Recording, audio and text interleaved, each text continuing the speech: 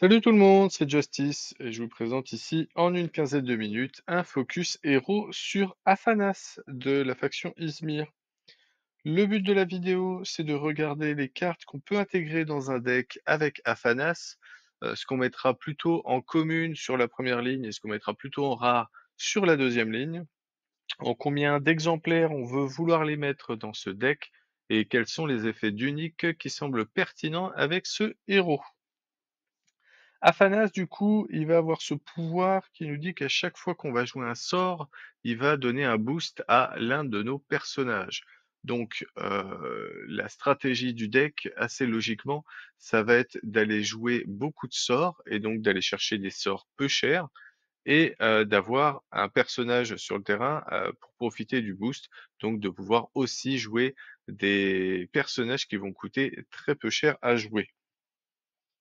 Donc, comme je le disais, pour les personnages, on veut en avoir qu'on met facilement, peu cher, et on va du coup leur donner des boosts pour avoir suffisamment de stats pour prendre une expédition, quitte à laisser l'autre expédition du coup à l'adversaire. Si on fait une égalité comme ça pendant toute la partie, normalement sur la fin de partie, on devrait prendre l'avantage puisque on va avoir à la fois des sorts qui vont venir gérer, défausser les personnages adverses et en plus venir booster nos personnages. Donc on devrait pouvoir logiquement soit prendre un 2-0, soit faire une égalité si on joue avec la carte petit pas.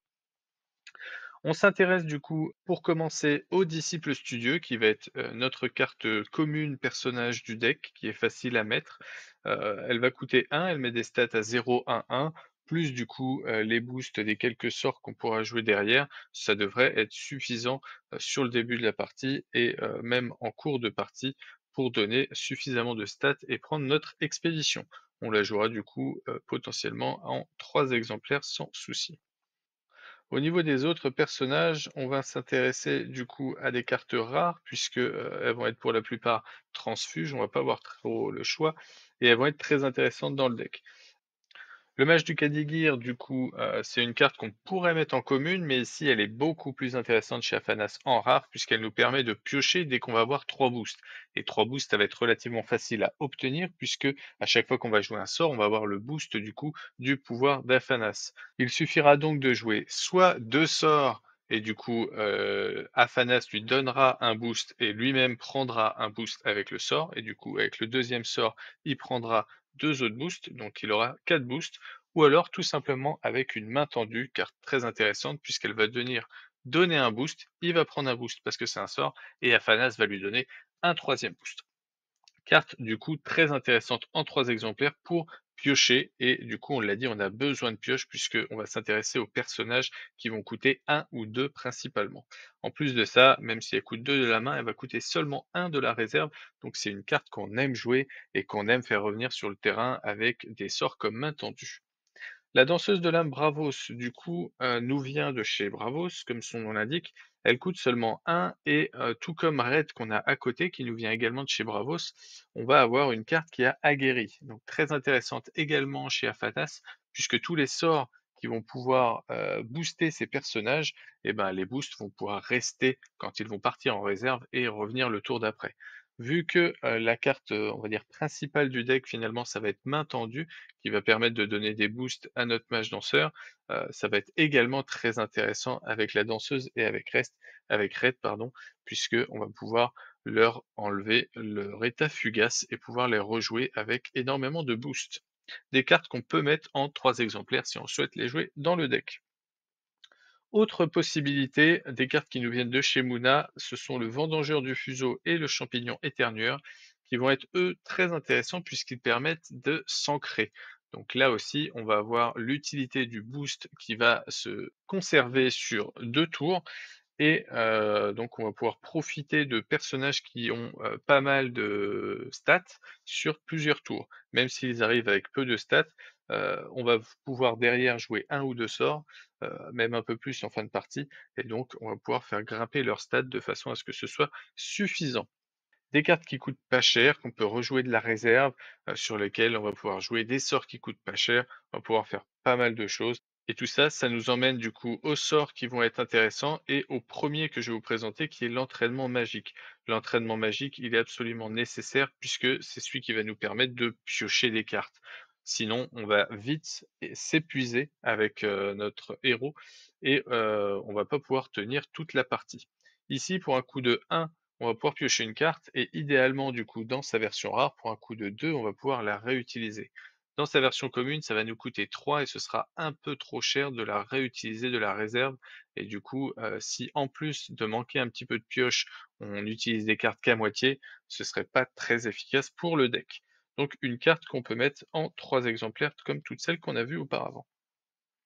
On a parlé également de la main tendue, obligatoire à mon sens en 3 exemplaires pour permettre du coup à la fois de donner un boost supplémentaire, donc ce sera très fort avec le mage danseur puisqu'on n'aura pas besoin d'utiliser 2 sorts pour qu'il obtienne ces 2 boosts et en plus de ça, du coup, très fort avec tous les personnages, qu'on veut vouloir revenir, soit parce que, ce sont des personnages peu chers et qu'on n'en a pas énormément dans le deck, puisqu'on veut quand même avoir un deck avec pas mal de sorts également, soit parce que, on a des personnages qui sont, fugaces. Si on joue la danseuse de l'âme et Raid, qui, du coup ont aguerri et pour qui ce sera très intéressant de perdre cet état fugace. Pour compléter avec les sorts peu chers, on va s'intéresser à espionnage, qui peut avoir son intérêt pour venir embêter l'adversaire, venir lui saboter ce qu'il a en réserve et du coup donner un boost et un ravitaillement en même temps. Une carte commune, donc on peut la jouer en 3 exemplaires, peut-être 2 si on veut pas, uniquement avoir du sabotage et du ravitaillement et qu'on veut plus se concentrer sur un peu plus de sorts de défausse. L'intimidation, un des sorts de défausse en question qui coûte seulement 2 mais qui va se jouer, qu'une fois, hein, de la même façon qu'espionnage, c'est une carte qui a fugace, donc on va pas pouvoir recycler. Mais ça va permettre de renvoyer, les personnages qui vont coûter 5 ou moins dans la main de leur propriétaire et donc ça va être très, très fort en fin de partie notamment. En milieu de partie, on ne voudra pas forcément renvoyer les personnages ou les permanents, puisque ça marche aussi sur les permanents, dans la main de l'adversaire. Maintenant, un 5 ou moins, ça peut être intéressant pour aller, enlever, certains, permanents comme le monolithe, ou la ruche si elle est jouée en commune, bien qu'elle soit très généralement jouée en rare avec un coût de 6. Et une carte qu'on peut aller mettre dans le deck en 1 ou 2 exemplaires, au niveau des communes, du coup, on a Zoo qui est peu chère et du coup qui sera intéressante dans le deck puisqu'elle ne prend pas de place de rare. Elle va coûter 2 et elle va pouvoir renvoyer en réserve un personnage de coût de 3 ou moins. L'inconvénient de la carte, c'est qu'elle va coûter 4 de la réserve, on voudra rarement la jouer, peut-être en fin de partie, puisque ce sera toujours intéressant, dans tous les cas, même pour 4, de venir défausser la plupart du temps un personnage et de donner par la même occasion un boost à l'un des nôtres. La carte sera encore plus forte si on a des possibilités de remonter des sorts dans sa main. Une carte qu'on va pouvoir mettre en 3 exemplaires sans aucun problème. On continue avec 2 sorts peu chers, mais qui sont également en rare et donc on va avoir un petit peu plus de mal à les intégrer au deck. Ce sont entraînement à la méditation et le sommeil réparateur. L'entraînement à la méditation va être très intéressant pour, pouvoir sauvegarder, ancrer un personnage qui a accumulé pas mal de stats. Ça pourrait être joué 2 fois puisque, le sort n'a pas fugace, on pourra le jouer 2-3 de la réserve. Ça coûte un peu plus cher que les sorts qu'on a vus, jusqu'à maintenant et ça peut toujours être sujet à une défausse, une gestion de la part de l'adversaire juste après. Donc ça peut être un peu plus délicat, ce sera plus difficile d'aller la jouer, en 3 exemplaires pour baser son deck uniquement là-dessus. Ce sera pour le coup très fort contre les decks qui ne vont pas avoir beaucoup de gestion, mais par contre ce sera plutôt faible contre l'inverse. On pourra du coup envisager de la mettre peut-être en, 1 ou 2 exemplaires si on veut la jouer et qu'on ne veut pas se faire trop embêter. Le sommeil réparateur, quant à lui, va être une carte excessivement intéressante sur la fin de partie, puisque pour un coup de 1, on va pouvoir surprendre l'adversaire en venant lui endormir un de ses personnages. Pour le coup, ces stats ne vont pas compter et on pourra avancer tranquillement. On peut très facilement faire 2 avancées alors que l'adversaire n'en fait aucun avec cette carte. On a beaucoup de mana et du coup, on peut même s'autoriser à la jouer 2 fois de suite avec son coup de réserve, puisqu'elle va nous donner le boost d'Aphanas. Combiné avec un petit pas Bond géant que je présente juste après, c'est même très, très intéressant sur un avant-dernier tour puisque on vient voler les expéditions, on avance, on arrive à un pas de la victoire et si on a réussi à piocher le petit pas, on vient finir du coup là-dessus. Avant de parler du petit pas, je reviens sur le sceau de conjuration, qui est une carte qui peut être intéressante puisque c'est une carte commune. Ça coûte 3, ça vient piocher 2 cartes, ça vient donner le boost du coup, du, pouvoir d'Aphanas. Ça peut être intéressant juste pour venir piocher des cartes et donc là encore si on a, besoin notamment d'aller chercher un petit pas, si c'est notre condition de victoire, principale. On veut pas s'encombrer la main avec ça, puisque ça coûte quand même relativement cher et on ne veut pas le jouer de la réserve, donc je pense que si on le met, on se limitera peut-être plus à un exemplaire. La carte sera idéale, surtout sur les tours où on a déjà suffisamment de stats sur le terrain, où l'adversaire il préfère poser par exemple un permanent, où on sait qu'il va rien jouer d'autre, et donc on vient juste piocher 2 cartes pour finir la mana qui nous reste. Le portail du bannissement est une carte commune qui nous permet de défausser personnages et surtout permanents. Même si ça coûte un peu plus cher, ça vient toujours nous donner un boost à un personnage et surtout ça vient gérer absolument n'importe quoi. Donc une carte qu'on peut mettre jusqu'à 3 exemplaires puisque c'est une commune pour s'assurer de ne pas avoir de permanent en face un peu trop méchant. Et ça marchera également pour compléter le zoo qui ne cible que les personnages qui coûtent 3 ou moins. Ici, on va pouvoir aller, cibler les personnages qui vont coûter beaucoup plus cher. Le petit pas, du coup, je reviens dessus. Le petit pas, ça nous dit que l'expédition, elle avance d'une région. Donc si on commence son tour alors qu'on est à un pas de la victoire et qu'on joue le petit pas, on a gagné automatiquement. En tout cas, si on joue avant l'adversaire. Ça peut être joué très facilement en condition de victoire, du deck, si on le combine du coup avec le sommeil réparateur, dont je parlais un peu avant. Donc c'est une carte qu'on peut jouer jusqu'à 3 exemplaires en fonction de comment on veut tourner le deck. Si on veut un peu plus de gestion, un peu plus de personnages et que, on est peut-être limité un petit peu plus au niveau de la pioche, parce qu'on a par exemple, pas toutes les cartes nécessaires pour aller jouer là-dessus, on peut se limiter peut-être à seulement, 1 ou 2 petits pas. Pour compléter avec toute la stratégie dont j'ai parlé, on va avoir la Fée des Dents et la Baba Yaga qui vont être des cartes extrêmement intéressantes aussi en 3 exemplaires dans le deck. La Fée des Dents puisque ça nous permet de rajouter un sabotage et ça nous rajoute en plus de ça un personnage sur qui on va pouvoir mettre les boosts de chaque sort qu'on va jouer.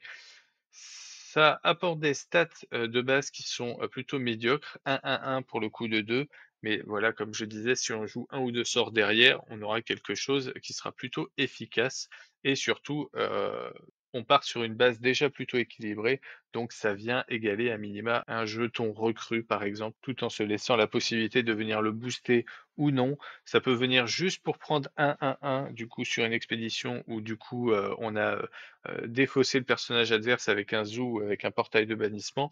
Donc ça peut être intéressant quand même dans la plupart des cas, même si c'est joué à la rigueur de la réserve sur certains tours.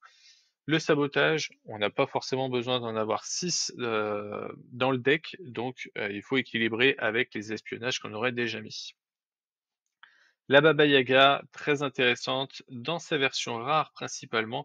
La version commune est intéressante puisqu'elle permet de piocher, mais tout l'intérêt de la version rare, c'est d'avoir déjà des stats qui sont convaincantes et donc de pouvoir être joué sur un premier tour sans se poser trop de questions. 3-2-2, ça devrait passer. Et si on joue en tant que deuxième joueur, on devrait s'assurer de prendre une égalité et non pas 2-0. Maintenant, si on joue premier joueur, ça peut être surpassé par, plusieurs cartes comme du Cernunnos, comme de l'Alchimiste du Kadigir, donc on préférera peut-être jouer, d'autres cartes, quitte à garder, voilà, un sort tel que l'entraînement magique ou Zoo par exemple avec un personnage qu'on aurait joué qui coûterait 1. Et si jamais on veut s'amuser à remonter un peu de sort, on se laisse la possibilité d'utiliser un flamel dans sa version commune si on n'a pas mieux à mettre là-dessus. Ça permet de remonter les sorts, du coup de remonter notamment les zous, les mains tendues et les entraînements magiques, surtout si on les a pas en rare par exemple. Ça peut être très intéressant pour pouvoir les rejouer. Maintenant, c'est une carte qui coûte 3 pour mettre un personnage, donc le tour où on va le jouer, on va pas trop jouer d'autres sorts, donc utilisera beaucoup moins l'effet d'Aphanas. Ça va être une carte qui va quand même être relativement moins intéressante que celle que j'ai présentée, mais ça reste une possibilité de jeu. Au niveau des uniques, principalement, c'est justement cet effet du flamel qu'on va venir rechercher pour éviter de mettre le flamel dans le deck. Donc ça va être les cartes qui, vont pouvoir remonter des sorts dans la main.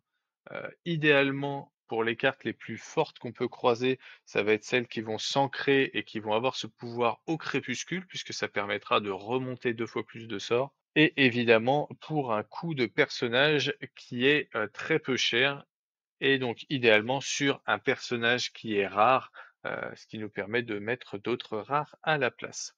Évidemment, vu qu'on va jouer beaucoup de sorts, tous les effets d'unique qui utilisent les sorts pour faire quelque chose, à chaque fois que vous lancez un sort, vous prenez un boost, ou vous mettez une recrue ou je ne sais quoi, ce sera des effets qui seront très intéressants. Les effets qui permettent de piocher seront intéressantes, dans ce type de deck ou tout genre d'effet qui va réduire, notamment le coût des sorts à minima, heu, qui nous permettront de jouer potentiellement un sort de plus et donc de profiter une fois de plus de l'effet d'Aphanas.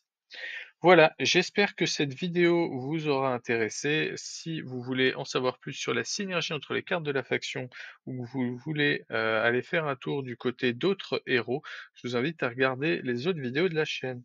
En attendant, je vous souhaite de très belles parties et je vous dis à très bientôt.